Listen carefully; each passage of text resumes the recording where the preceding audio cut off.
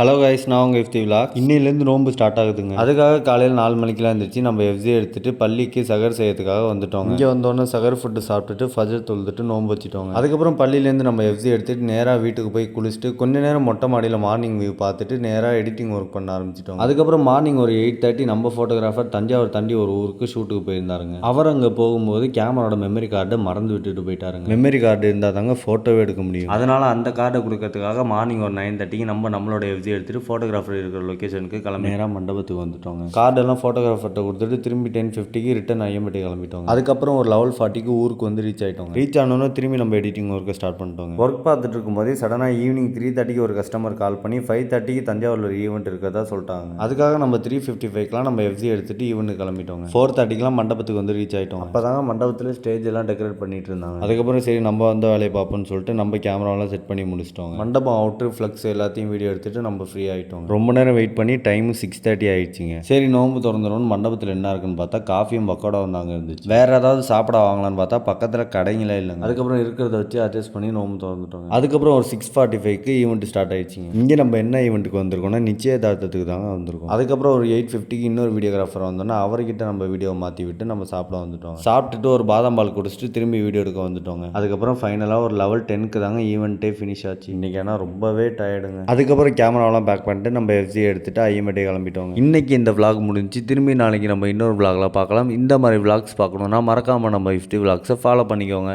Tata பாய்.